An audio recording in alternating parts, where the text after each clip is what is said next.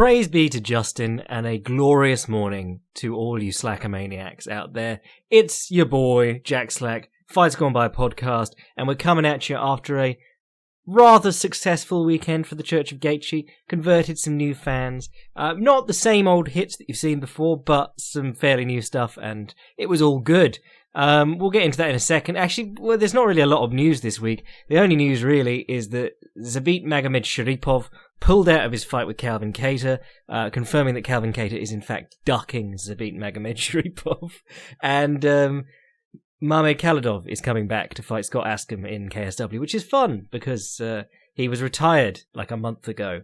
But then he got caught by the anti-terrorism police for stealing and selling cars, I believe it was. So clearly made some plans based on his financial situation and then was rumbled and now has to get money again. So yeah, good to see Khalidov back, even if it's not what he really wants to do.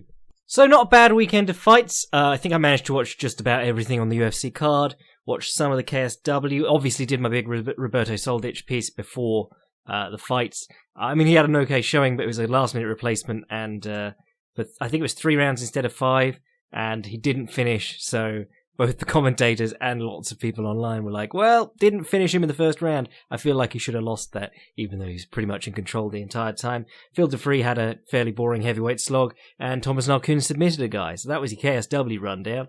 But what we're really talking about, of course, is the Gaethje versus Cowboy fight and that card. Shout out to KSW, though, for being so cool about working on a Filthy Casuals guide. That means that I can probably keep that Roberto Soldic one up without worrying about anyone claiming it, which is quite nice. Because if you don't know, I take the other ones down after fight week, or UFC ones I take down after fight week, because, you know, I don't want to poke the bear, even though it's all fair use, or should be.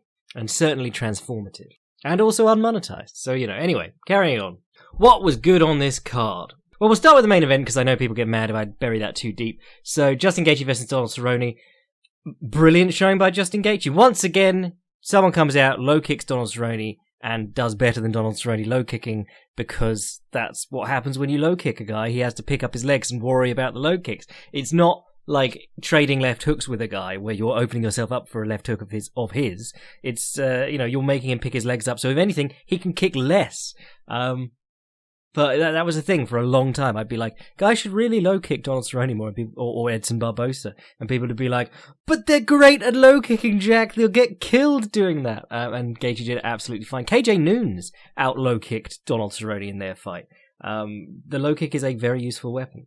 / tool. You know, if you got shit low kicks, they'll still allow you to do something if you kick hard enough that the opponent has to pick his legs up or move them out of the way. So Gaethje starts low kicking in this one.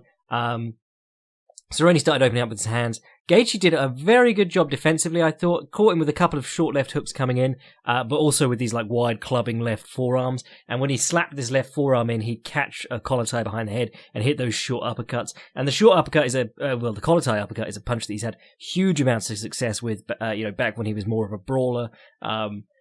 Very good at shooting in, coming up on the collar tie and hitting the uppercut. Very good at working along the fence with a single collar tie. Cowboy eventually gets caught overextending with a short right hook. And this is one of the weird things about Justin Gaethje. Like, it was a weird thing about Overeem too. Yeah, right hooks. You don't see them land very well very often. Which is why the overhand exists, because you've got to come over the lead shoulder. If you're orthodox and you're fighting another orthodox fighter, that lead shoulder should be a problem for you. So the overhand exists to come in from an over-the-shoulder angle. You know, you drop that, you lean off to your left a little bit, so you're throwing your punch slightly downwards. Or, in your Street Fighters and your other fighting games, an overhead attack. I am getting well into, what was it called? The clavicle breaker, because that was a big thing in Kyokushin karate, and they took that for Ryu. It's like an overhand into the top of the collarbone, basically. And you'll see it tons in Kyokushin, and you won't see it anywhere else because there's no point doing it anywhere else. You could just punch the head or the chin. But it is a cool little punch that I've been playing with lately, more than usual. But anyway, yeah, Justin Gaethje lands a lot of right hooks, which is very strange, like sweeping right hooks. And it's one of his his best punch. And I think the Performance Institute, and I'm going to go against what I normally say about the Performance Institute, which is it's a load of bollocks. But the Performance Institute said that he's their pound for pound biggest hitter. And I would expect that he probably did it with that punch. But You see him hit a lot of guys with it, and he does it out of like collar ties and out of clinches and things like that, which again is when guys are going to be squared up and going back to their bladed stance, so you might be able to catch him a bit more. But this time it was because Donald Cerrone was just marching with his hands, so he wasn't down behind his lead shoulder at all. He was shifting at the time, got cracked with this right hook, went down, came back up. Gaethje tries to hammer him with the left hook and catches him with some short uppercuts from the collar tie again. Cerrone falls down again. Gaethje hits him a couple of times and gets mad at the ref for making him hit him again. But honestly, the referee's stoppage wasn't that bad. I think that genuinely was just Justin Gaethje liking Cowboy, to be honest. You see some of those where you do... I mean, I always like it when a fighter does show that level of concern for his opponents. You don't see Justin Gaethje like diving on people Hendo style after knocking them out. Equally, you don't want to see like Roy Nelson kicking the ref up the arse for taking too long to stop it. In his opinion, that is. Now, what's interesting about this, of course, is that I said, this fight will be, can Donald Cerrone beat the pressure fighter this time? And then Justin Gaethje came out and fought a very measured fight. He basically kickboxed him at range. There wasn't really that forward movement, pressuring him to the fence, because even against Edson Barbosa and James Vick also, he was still trying to put them towards the fence and hit them there. This fight, he very much just let Donald Cerrone come towards him when he wanted to. Still, very exciting time to be a Justin Gaethje fan. Taken almost no damage in his last 3 fights to the head, that is. I mean, he took a couple of hard low kicks from Edson Barbosa, but aside from that, really got off pretty much scot-free. And it's just taken a bit better care of himself. The way that he was producing those finishes before was reliable, from Ricky Hatton to Rocky Marciano to all sorts. It's the swarming style where you are using your physical attributes and you're using up, I suppose, your physical resources to overwhelm people, and it works. It works from MMA to boxing to jiu-jitsu to all sorts of things. If you put a mad pace on someone, you can score finishes a lot easier just by keeping them under pressure the entire time and forcing them to make mistakes and not allowing them to open up with their own offense as much as they could. Problem is, of course, in boxing and MMA, if you keep moving forward like that, you are also just walking yourself onto blows. And there's no real reliable way to cover up everything, so Gaethje was always a sucker for body shots, uppercuts. If you used the jab, you could get him just ducking down behind his hands, and he used to really not watch what his opponent was doing either. It was similar to Dustin Poirier. It was like, I'm on the attack, I'm thinking about what I'm doing clever stuff. When I'm on defense, I'm just doing the one thing, and then guys can just work out what that one thing is and shoot around it. But now he's using his feet a little bit more, taking steps back, because there's no harm in taking a step back if you're kicking ass in between. Taking a step back used to be, back in pugilistic days, Mendoza worked out that you could retreat from punches, and that was seen as like a great act of cowardice, and people used to boo him. But take a fucking step back. You're allowed to. If they're loading up to try and hit you with something, just take a step back and move back in and apply the pressure afterwards. So yeah, Gaethje, basically in title contention now. I mean, if looking at that lightweight division, as great as it is, Gaethje is basically next in line after Tony Ferguson for most people, I would imagine. So he's basically done enough to earn the shot. He will end up fighting probably 2 more times before he can get a shot, if he wins those 2 times, that is, simply because it's going to take so long to get Tony versus Khabib together, and there might be some other bollocks in between, and Khabib is probably on a 1-fight-a-year schedule from now on, given his level of stardom. But, I mean, it makes a very compelling fight, him versus Khabib.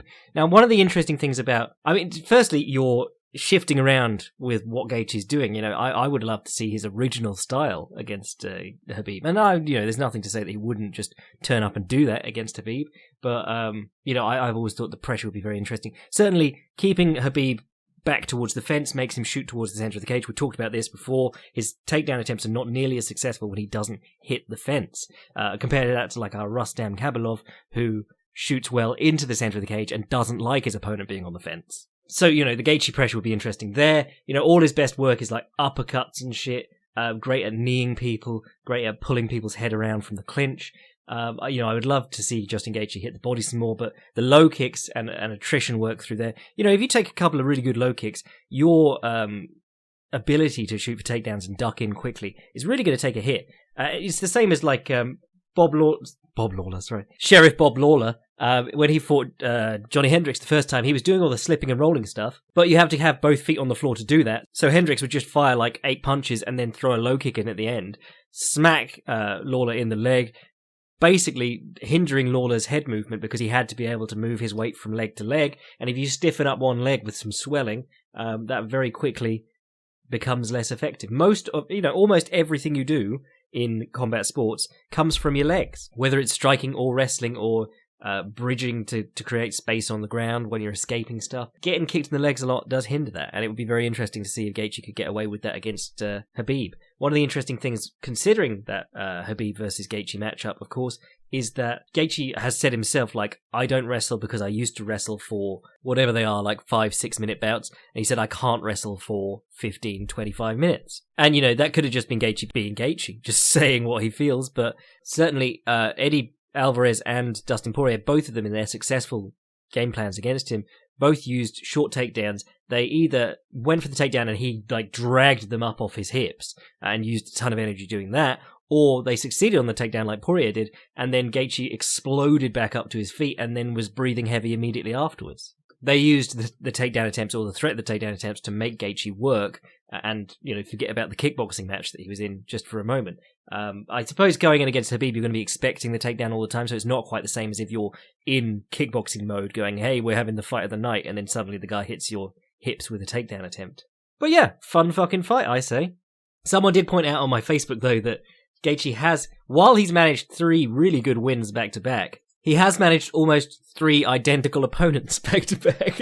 I mean, they're not almost, they're not identical in that James Vick and Edson Barbosa, when you say it like that, they sound very different. When you go, James Vick, Edson Barbosa, Donald Cerrone, lots of low kicks, lots of long-range stuff from James Vick and Donald Cerrone, and all 3 of those guys, if you back them up, are going to have a lot of trouble. But then he didn't really back Cerrone up much. So, yeah, it's interesting.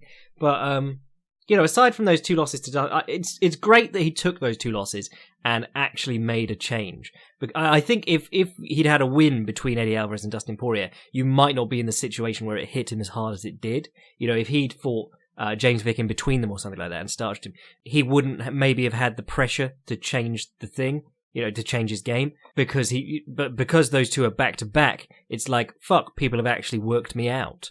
But certainly interesting to think about. Interesting to think about him versus Khabib. Donald Cerrone, he's going to be fine. He's 36-13, but nobody cares. He's a great fighter. He'll always be a great fighter, and he'll always be there to jump in on fight night cards and just make entertaining fights. And beating him just makes you look very good. He's great for putting over young talent. I mean, I would still have loved to see him against Khabib because they did make that match maybe a couple of years ago, and I think it was Khabib got injured, but might have been. It'd be rare if Cerrone pulled out injured, but we were all very hyped for that fight because to this day I can't think of anyone holding Donald Cerrone down. So even if he got his ass kicked, you'd at least see something new. So then the rest of this card, a bit hit and miss. I would say. It wasn't like a big casual card anyway. This was a card for people who cared about Misha Serkinov, basically. But having got those guys out of the way, we'll go from bottom to top. Austin Hubbard versus Kyle Prepolek. Watching this one, I thought this was a weird decision. I was watching it on mute and listening to a podcast at the same time, but I did think this was a peculiar one because I thought Prepolek was just lighting him up on the feet at many points, and a lot of what Austin did on the ground didn't really succeed too much. He got back control a few times. You saw it again, take the guy down, he gets up on his hands, slides to the fence, and you immediately slide behind him and start taking his back. Literally the same thing that Eddie Alvarez did to Dustin Poirier, Habib's done to Dustin Poirier, Habib's done to Conor McGregor, Habib's done to whoever, slide along the back when they're sitting against the fence. He did that 3 times. But, the summary of this night, nights take on weird themes. And I thought the theme of Saturday night's fights was failed back control, because everyone was getting back control. Almost no one... Was there a finish by rear naked choke? No, there was no finish by rear naked choke. So yeah, that was what that was. And you saw it a lot, actually. A lot of guys hitting that, firstly, hand fighting, wrist control, things like that. Prepolek and someone else later on, I'll remember when we get to them, both hit the same escape When you're in sort of turtle position, but they've got their hooks in on your back. So kind of a bad position, because anytime you're on your front and they're on your back, you're risking being flattened out, and that's a terrible. It's probably the worst position to be in a fight, because you're basically mounted, but they're behind you and they're punching down on you from behind your head. Think Matt Hughes versus Hoist Gracie, or Travis Brown versus B. Shorb. Did that happen? Oh, was that Mount? Fuck. Anyway, but from the sort of turtle position, but as the guy's reaching over the shoulder to get the choke, you can catch the wrist a lot of times, and 2 hands on the wrist is really important in wrestling generally and get-ups generally. If you watch John Fitch versus George St. Pierre, every time John Fitch gets taken down, he turns into George St. Pierre and starts coming up towards him, like on a attempt at getting his legs, but he's never going to get it because it's George St. Pierre, and George St. Pierre is going to sprawl back immediately. But George St. Pierre goes to the front headlock. John Fitch will immediately get one hand so that he can't like lock his hands for a front headlock or lock his hands for a choke or anything like that, and he'll push the hand to the floor and start standing up. That putting the opponent's hand on the floor and putting your weight through it is a really important wrestling technique for when you want to turn into them, basically. But from the turtle, Prepelec and someone else on this card who I will remember later, they got the choking arm, put it on the floor, and they tripoded up into that position that you're not seeing as much nowadays because there were those 2 Suluev stretches back to back. But if you've got the arm, a lot harder for them to get their legs, for them to get your leg rather, because that whole thing of like tripoding up and letting the guy slide off your back, harder to do if he's got like double underhooks back control.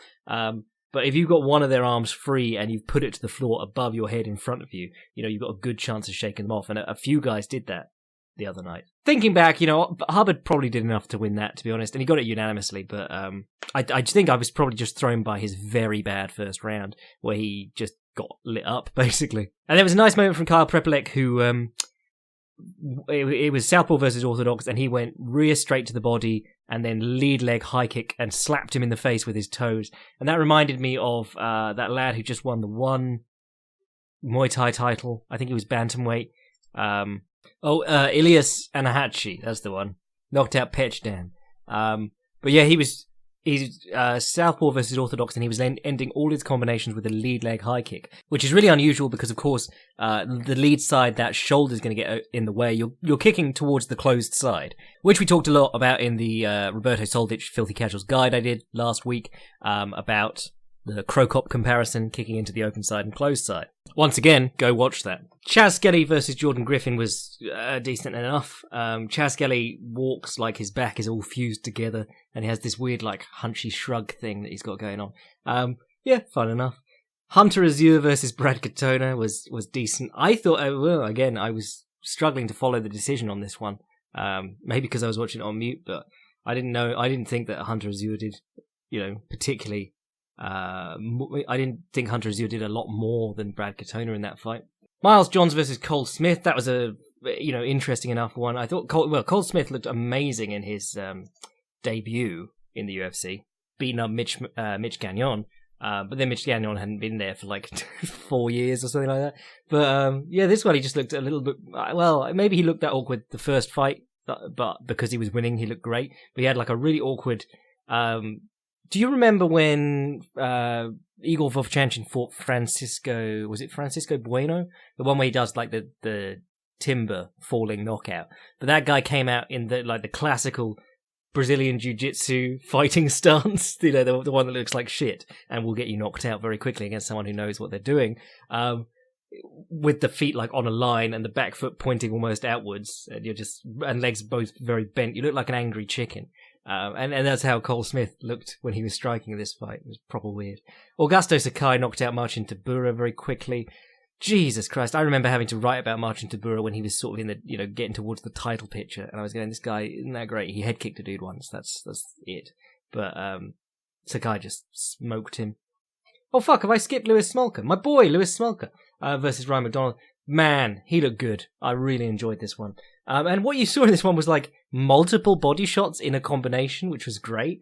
He was going like right straight to the body, left straight to the body, right straight to the body, left hook to the body, right straight to the body. He was leading with the left hook to the body, and then using that really interestingly to enter the clinch. I was talking about Zarate and how he used to lead with the left hook to the body. Well, I talk about that quite a lot because it's just a weird touch. But by leading with the left hook to the body, you give them a couple of options, which is quite interesting to play off against each other in an MMA context. If you left hook to the body and then they keep their elbows tight, you can come with like the right straight to the head afterwards. I mean, great little combination. People don't really expect it, and it's a great way to just crack them with a full right hand on the chin. But if you come with them with a left hook to the body and they've noticed that you keep leading with a left hook to the body, they're probably going to try and like hit you with a left hook to the head or a right straight to the head after you've landed it or on the way in. So then your elbows leave your side. So you can go left hook to the body and straight into the clinch with the underhooks, which is, not something you'd expect to work because you'd think like left hook to the body, don't hit people in the body to try and get underhooks on them.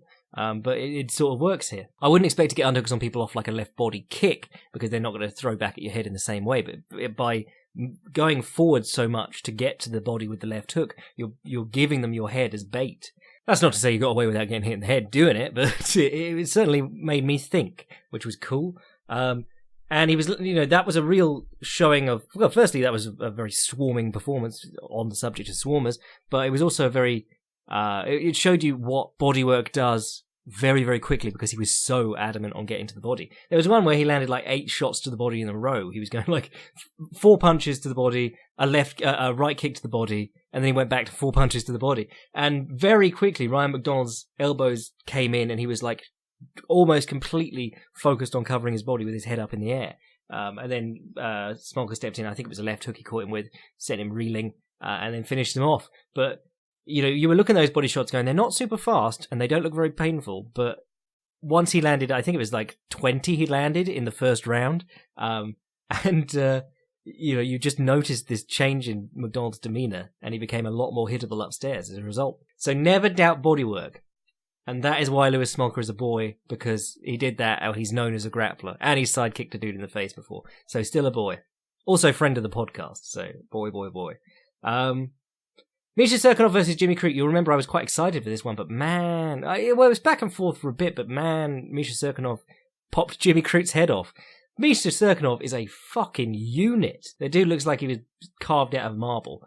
He is a beefy dude. But it really hammered home to me that Misha Serkinov is like twice the fighter on top that he is on bottom. His bottom work looked very awkward and stunted, but when he was on top, he was guard passing lovely knee cuts, lovely head pin with the underhook and the head to get to the knee cuts. All over Crute in that regard. But it was a bit back and forth, and then finally he came out on top of Crute and he snatched up a Peruvian necktie, which is a very rare one to see work, to be honest. I was going to say in the UFC, but also just work generally. I think it was Tony D'Souza who invented that, wasn't it? But it's a weird move because it's quite hard to transition off it to other stuff too. Whereas with the Anaconda and the Darts and things like that, you can sort of chain movements together, or you can make the best of what they do to defend it. The Peruvian necktie, certainly for me at least, has always felt like a big commitment, and then you end up in a really weird position if you can't finish it. But he did finish it because he's Misha Serkinov, and he looks like he deadlifts 1,000 pounds for reps. So not bad. Shame for Jimmy Crute, but not bad for Misha Serkinov. Uriah Hall versus Antonio Carlos Jr., who we're going to call Shoeface because that's what his name is. I thought this was good. I was saying in my pre-fight stuff, I think this would be one of the more impressive wins for Uriah Hall because he's had trouble with grapplers in the past, and of course, Antonio, he can box Shoeface a little bit. He has boxed, I think, professionally, or at least at an amateur level. But his whole thing is like to the fence. I said this in the pre-fight. I said he goes to the fence, he tries to take you down, and he takes the back if you put your hands down. And he literally did that in the first minute. But Hall did well with wrist control. Again, both hands on the choking arm, pass it over your head. There was nothing Shoeface could really do from there. He had to just sort of like hold it like Damian Maia, and he opted to try and change position or make the most of it by unhooking his legs and trying to move. And then Uriah Hall got away. Hall used the jab well. Didn't really. He still wasn't building off it like you'd like to see, but he was doing a good job with the jab. Shoeface's own jab wasn't bad. He was doing the towel whippy thing where you put it out there almost all the way, and then you start bringing it back, and then you whip it out again. The fake jab into real jab. We love that sort of stuff. Bobby Knuckles, GSP, great at that. Well, they were more like shoulder feints, but this guy's like whipping out half a jab and then doing the last half stuttered. So that was good. I don't know, it was a split decision, but I didn't think Uriah Hall, I didn't think Uriah Hall was going to get it, to be honest. But he did, so I was like, man, imagine how well he'd do in Bellator. He'd just murk Musasi and Rafael Lovato. No, I mean, he's still got the same sort of problems, but he did well for the thing that he's always had problems with, so fair enough to him. Tristan Connolly versus Michel Pereira. Fucking hell, what do you say? I was hype on Pereira's first fight in the UFC. It was great. Attacked Danny Roberts with spinning shit for like a minute, and then took a step back, and as soon as Danny Roberts stepped in, he countered him with a flying knee to the face. Counter flying knees, love them. They're the best flying knees, to be honest, and flying knees along the cage. There's no point doing flying knees anywhere else. Counter and against the cage. It's kind of like back kicks, But came out literally... Well, firstly, he misses weight, and then he does a backflip and off the scale and does like the kip up and fall back thing, which always looks like you're just trying to hide the fact that you didn't make it on your first kip up. So he did that, and everyone was like, well, that's great, but you're just showing us how much energy you've got from not actually completing your weight cut. So fine 20% of his burst, comes out, does like a handspring into a backflip, twats around for a minute and a half or something like that, and then gasses, and Connolly just grinds on him, basically, just puts in a gutty performance. And this got fight of the night, and I was like, fuck that, it wasn't fight of the night. But then spinning shit makes people, I've said this before, makes people's brains go soft. I got people going like, hey Jack, it was fun, don't be such a killjoy, blah blah blah. And I'm like, no, it's exactly the same as Yair Rodriguez versus Alex Caceres. If all you do is spin and there's no setup and no payoff, you are just a boring rotor. I don't know, helicopter, whatever. You're just boring. Like, there's no... At a certain point, the other guy realizes that every time you turn, he just needs to step back. It's the exact same thing that Yair Rodriguez has fallen victim to. If everything you do is spinning shit, the opponent's going to step away from everything you do. The genius is hiding the spinning shit in the orthodox shit so that they get into boxing with you or kickboxing with you, and then suddenly they eat a wheel kick to the head. So this gets the fight of the night bonus, which I thought was kind of shit, because I thought that Gaethje Teixeira and Nikita Krylov had a really good one, and I thought that this fight wasn't great, but the genius of that is it's a $50,000 bonus each, and Michel Pereira is not eligible for the fight of the night bonus, which is an entirely in-house rule. That's a UFC rule, not a commission rule. So basically they gave Tristan Connolly $100,000 to show up Michel Pereira, which was pretty funny. Then Todd Duffee versus Jeff Hughes. Todd Duffee just proving again really that he's not got the stuff that he had for the Mike Russo fight, where we were all hype on his potential and he was doing drop shifts and shit. He just came in swinging wild. Again, punches coming from always behind him. Tried a couple of takedowns. They cracked each other a couple of times. I thought Jeff Hughes didn't look bad, actually, given that, we're at a certain level here, but I thought he was all right. And then Duffee gets a poke in... Well, he cracked Duffee's face open with the left hook, and then Duffee gets poked in the eye and says, can I have my time? They call him the doctor says, can you see? He was like, nah, and then they called it off. No contest, accidental eye poke, so no one gets a loss on their record or a DQ or anything like that, but a bit of a shame. I mean, it was a decent-ish fight. Certainly it was a good it's a good example of what you want from low-level heavyweights. You want some excitement, at least. And speaking of low-level heavyweights, we finish our card in the light heavyweight division. Glover Teixeira versus Nikita Krylov. Another gutsy Glover Teixeira performance. Takes some damage, sort of lost some positions, ended up getting mounted in his back, taken a couple of times actually, but pulls through to get the split decision. Really, I thought a very fun fight. What we said was, like, Nikita Krylov is a big lad and he kicks well, and if you can do that with confidence, that's really exciting in the division. But on, like, the second kick he threw, Glover Teixeira showed that he knew what he was going to do. Because we said Glover Teixeira has three things: overhand across the top of your punch, single leg, and arm triangle from mount / elbows from mount. So immediately he just picks up the leg and goes for the single leg whenever Krylov throws the kicks. I thought Krylov did all right on the ground with Teixeira, because Teixeira is very legit. Teixeira was in ADCC. He had some good matches with people like Cyborg and Brew. And, in recent years, since he's slowed down, he's really been, capitalizing on mistakes that his opponents make while they're beating his head in, and he'll get on top of them and just be smothering top pressure. So Krylov did well to survive all of that. it's a loss for Nicky Krills, but I wouldn't say it's a too big a step backwards. Glover Teixeira, great on him for another win, but you've got to be, if you're Glover Teixeira and his management and his wife and his family, you've got to be like, these aren't going to plan. We're taking a lot of damage each time we get one of these wins. But, he's pretty much he's on like a retirement tour at this point. So those were the fights. I thought they were all right. Not bad, I thought, for a weekend. Also, there was the Pan Ams, the Brazilian Jiu-Jitsu IBJJF No-Gi Pan Ams, which Keenan Cornelius won the absolute division in, which is great, because he was, just the other week, he was getting a ton of shit for saying that Hickson would be like a purple belt today, competitively. A really good purple belt, like a purple belt world champion level today. And people lost their shit. And there were all these people like making excuses going like, Keenan, blah, blah, blah, blah. Hickson's style was more for fighting. And you're like, Hickson never fought anyone good in an MMA match. I would pick Keenan Cornelius to leg lock any of those dudes. And then people would be like, well, no, his fights, Hickson's stuff is more applicable for the streets. And then you're like, how? So Hickson has a very special kind of jiu-jitsu, which is specifically catered towards untrained opponents. Hickson's jiu-jitsu is high-level beating of schlubs.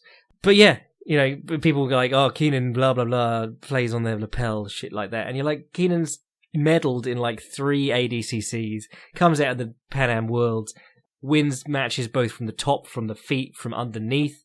Just looked great. And got the win in the last one with the Diesel Squeezle, which is the one that he's been talking about for ages, and finally put an instructional on. And basically it's what Neil Melanson used to call a gun choke. It's where you put your fist in their neck while you're trying to guillotine them, and then you roll them over as they try and pass your guard. But yeah, basically the guy he was doing it against in the final kept pulling himself out of off the mats every time Keenan locked in a submission and finally got DQ'd. But yeah, that was good. Give that a watch if you can. Don't give Flow Grappling any money though, so that's kind of hard to do. So yeah, don't give that a watch actually. But Flow Grappling, they've in addition to like copyright claiming everything, which is why I can never put any clips of Gordon Ryan in the Filthy Casuals Guide, they also have just hidden the option to sign up for a month on flowgrappling.com. But they're quite aware that ADCC's imminent, and they're trying to make people pay for the whole year. Anyway, let's do a couple of questions. In the jackest day, in the slackest night, no hype train shall escape my sight. Let those who worship Valentina's asses might beware my poddy Musasi fanboys unite. The other week, Nate Diaz used stepping knees into punches to shift around the octagon, helping him defeat Anthony Pettis. It got me thinking more about shifting with kicks. Most fighters recognized for shifts are punching-centric, but what fighters are good case studies in shift kicking? I know Diaz borrowed from Joe Schilling, and that Lyoto Machida would kick from orthodox to southpaw in similar fashion, but what other fighters or techniques have you seen out there regarding shifting with kicks? Thanks from Chris. I was going to mention Joe Schilling is an interesting one. I mean, he's trained with the Diazes, trains with Donald Cerrone now, but Joe Schilling, his whole thing basically was being awkward for typical kickboxers, because he did a lot of weird teeping, did a lot of weird stepping with fake knee raises, and stepping into punches. His boxing wasn't very good, but he hit a lot of guys with good punches because he was doing these like marching feints. And I think he started to believe his own boxing more than believing it was a success of the setup with the teeps and the high knees and things. I'm trying to study more Evolution Carbines fighters nowadays, at the moment, because I missed Andy Risty, and he came back the other day and lost a fight after about 5 years off. But Carbin trained loads of top guys at various points. I think he trained Overeem and Tyron Spong at points, but he had them doing these weird pad drills where they're switching stances and throwing combinations, switching on knees, switching on kicks. And, you didn't always see it that much in their fights. I mean, you'd see Tyron Spong hit some cool shifts occasionally, or stance switches occasionally. Overeem really just did the same one over and over again, which came from his own mind or whatever. That shifting left hook or left uppercut, the cheap punch. But Andy Risty sort of summed up, like, he looked like he was actually doing those pad drills in his fights. It was left hook, right knee, right hook, left knee, constantly stepping between stances, throw a low kick with the left leg, step back into southpaw stance and crack him with the counter right hook. Andy Risty was a very... See, the thing was with Risty, I don't know if that's throwing a kick to get on the opposite stance, which I felt like it always was with people like Shinzo Machida, who we'll get onto in a moment, or if it was just throwing shit out there and going through the stuff that he did on the mitts all the time, where, now this foot's coming back, so that punch is going out. I think Risty was more of just like a torrent of chaos, but managed chaos because he was going through the motions that he'd been through on the pads hundreds and hundreds of times. Shinzo Machida is a great example of a guy who really did it smart, using kicks to shift in and get into range. So Shinzo Machida, he fought orthodox more than southpaw, whereas Lyoto Machida would fight southpaw more than orthodox. Saying that because they both do both, but they both heavily favour one. So Shinzo would throw his, against other orthodox fighters, he'd throw his left front kick to the body, like he'd step up into it, and then come down with the jab.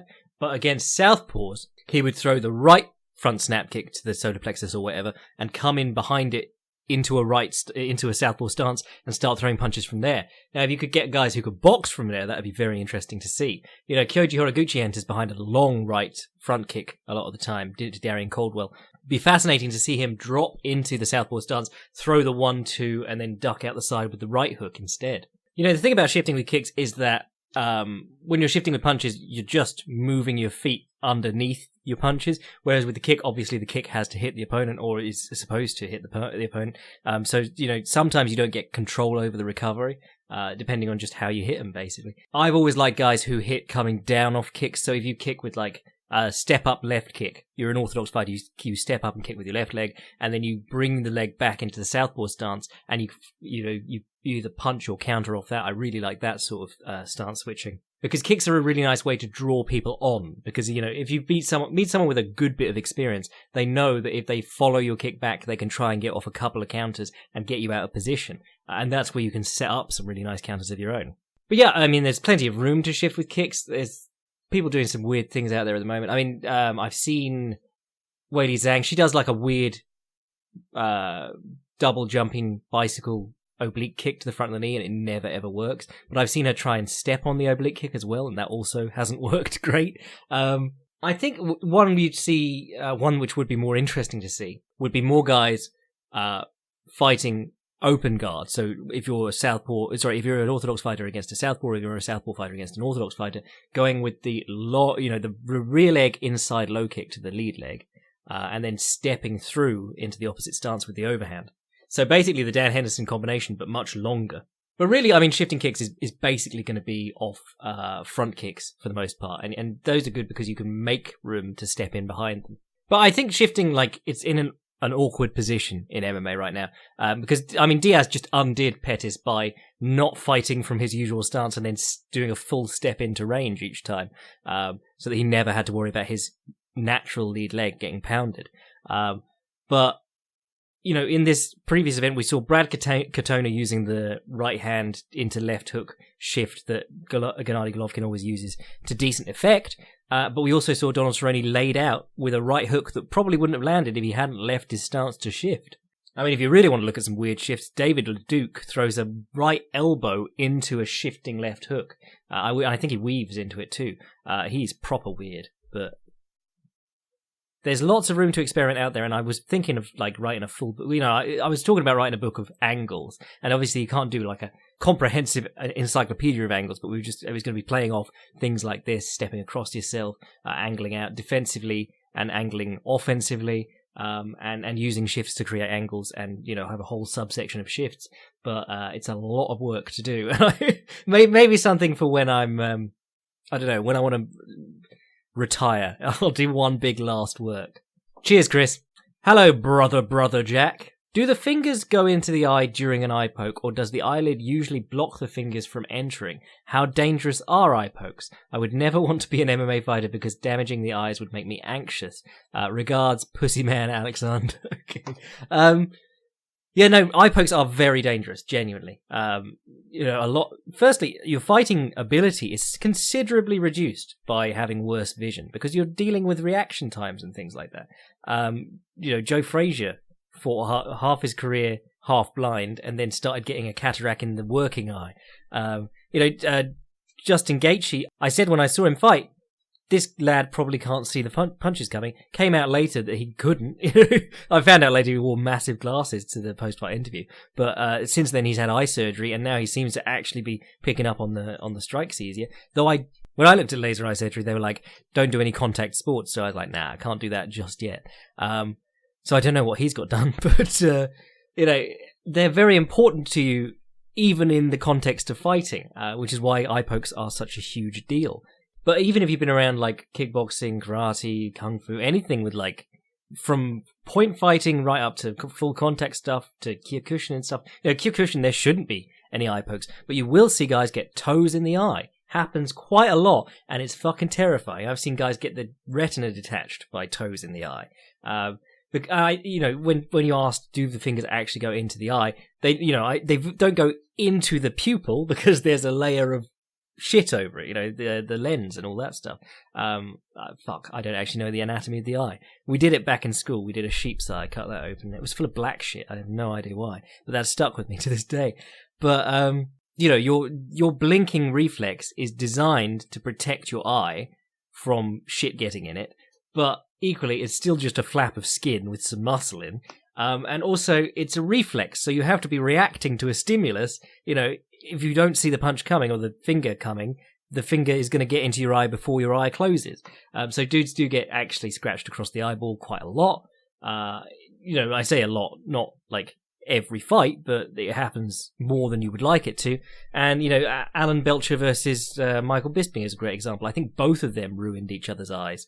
Bisping ended up with one eye looking the wrong way for the entire rest of his career, and Alan Belcher retired because he got so badly fingered in the eye.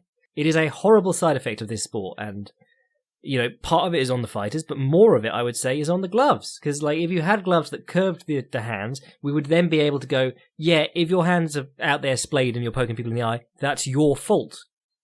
Categorically, because I do like guys being able to use open-handed stuff. There was a great moment in the Uriah Hall fight where Shoeface double jabbed in, and Hall put his arm out straight over Shoeface's lead shoulder, pushed off his face, and sidestepped off to the side, and it was gorgeous. And I think you should be able to use your hands open, but the problem is your hands will naturally splay when you open them, and that leaves fingers out there to poke the eyes. So either tape the fucking fingers together at the bottom, or get a glove that curls your hand a bit. Because then we would know if your fingers are going in the eye, you're forcibly opening your hands. At the moment, we're in this position where everyone has to be given the benefit of the doubt, because you've seen guys do it by accident a ton of times, but there's also guys who are doing it on purpose, but you can't say you're doing it on purpose because it could well not be.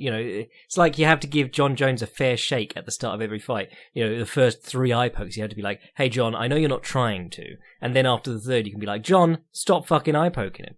Anyway, cheers, pussy man Alexander. Hey Jack, been listening to the podcast from the very beginning and reading your articles since Ross Pearson and the Inside Slip. The sport has exploded in terms of media coverage since that article, and still no one has surpassed you in analysis and contextual explanations. Oh, thank you. That has nothing to do with my question. I just wanted to thank you for putting out quality product while everyone else in the MMA media has been, for the most part, decided that putting out minimally researched trash is fine as the status. Well, I appreciate the buttering there. My question is in regard to how Bruce Buffer introduces fighters, more specifically champions. So when introducing a champion, Buffer always says the reigning, defending, undisputed UFC insert weight class champion of the world. My question is, firstly, do reigning and defending mean the same thing? And if so, why the fuck are they both included? For a while, I thought reigning might signify a champion that has won and defended his or her title, while defending might mean that he/she had won the title from the reigning champion but had not defended it. But they always say the same thing, so I guess that isn't the case. Secondly, Buffer will also say undisputed, even if there's another fighter with an interim belt. Now, I know that interim belt is sort of a new thing and no one really seems to understand what it signifies, but by definition, if there are multiple belts in a certain weight class in circulation, a champ cannot be said to be undisputed. So I guess I'm asking, is the UFC lazy, unaware, or has just never really thought about what the words coming out of Bruce Buffer's mouth actually mean? Cheers, Ben. I don't think Bruce Buffer knows what he actually means. Oh, P.S. I'm studying in the UK for the next few months. Any good fight history landmarks or things I should check out while I'm here? Let's do the words first, because some of this is actually pretty important. Like, there are traditions that if you don't observe them, people get proper angry about. One great example was it Larry Holmes? Yeah, it was Larry Holmes versus Jerry Cooney. And, Larry Holmes has a fairly large chip on his shoulder anyway because he was Muhammad Ali's sparring partner for his entire career and always believed that he didn't get the same respect Muhammad Ali did. But, he had a bigger chip on his shoulder because Jerry Cooney was like a big hitting knockout artist. He was white. He was another sort of great white hope figure. And when they fought in, where was that? Yeah, that was Caesar's Palace they fought. They introduced Holmes before Cooney, and Holmes had a massive problem with that, and a lot of the guys in the fight or the boxing business who were in the know had a problem with it because you are supposed to introduce the champion second. Everyone gets excited for the champion, and he's supposed to be the favourite and the attraction, and they introduced Cooney second so that the crowd could just go apeshit for him. So, there's significance to this stuff. But reigning, defending, I believe the reigning thing is there so that if you're fighting at another weight class or if you're in a non-title fight or something like that, it signifies who you are, but you don't have to be defending the title. Defending means that the title is actually on the line in this fight. Undisputed should mean that there is no one disputing your championship at that weight class. Now, you could argue that if the guy is in the ring opposite you saying, I'm the best in the world, there is already someone disputing your championship. But traditionally what it has meant is some kind of unified title. There is no other guy out there calling himself the world champion with people backing him saying he's the world champion. So when they say the interim title and then introduce the other guy as undisputed, that is bollocks, and the UFC just don't know what they're doing. But you knew that from the start.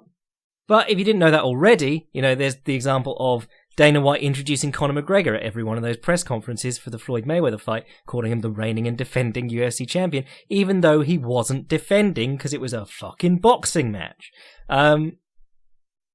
Yeah, I think guys just, we've put all this pageantry into the ring announcing. Michael Buffer gets used to get $250,000 from WCW every time he turned up, adding 0 pay-per-view buys. But, Bruce Buffer, Michael Buffer make a fortune from doing this shit. You cannot actually, a lot of states with athletic commissions mandate that you have a licensed ring announcer, so you have to get a fucking license to shout people's names. It's just a big con, but, we've added this level of pageantry, and nobody even knows what it means anymore. So it is just bollocks. But you knew that, But, people like getting hype. Bruce Buffer is effectively a hype man.